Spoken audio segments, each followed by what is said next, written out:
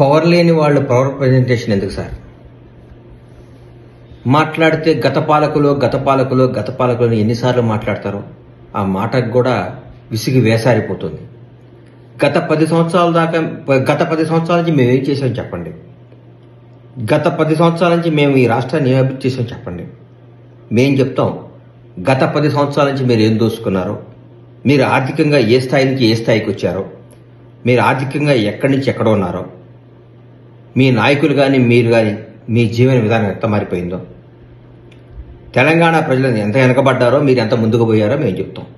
చెప్పాం కాబట్టే జనం నమ్మారు, కాబట్టే నిజాన్ని తీసుకున్నారు, కాబట్టి మాకు అధికారం చేపట్టారు.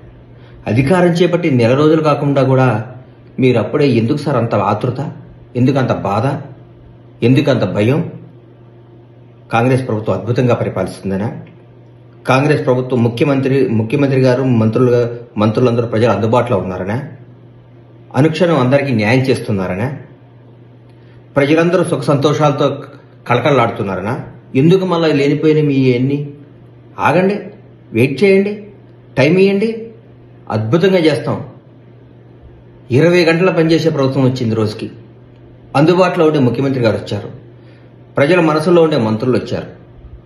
రాష్ట్రం ఎక్కడికో దూసుకుపోవడానికి సంసిద్ధంగా ఉంది.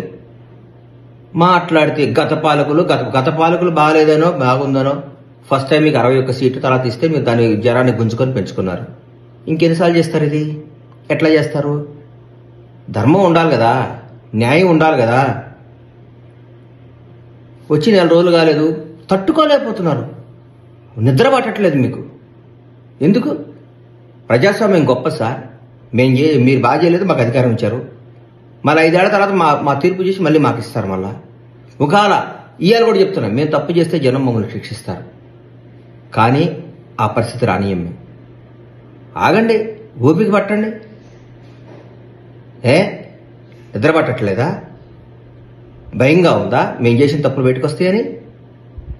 ప్రజాస్వామ్యం గొప్పది, ప్రజలు గొప్పవాళ్ళు, న్యాయం గొప్పది, న్యాయ వ్యవస్థ గొప్పది, అందరూ గొప్పవాళ్లే.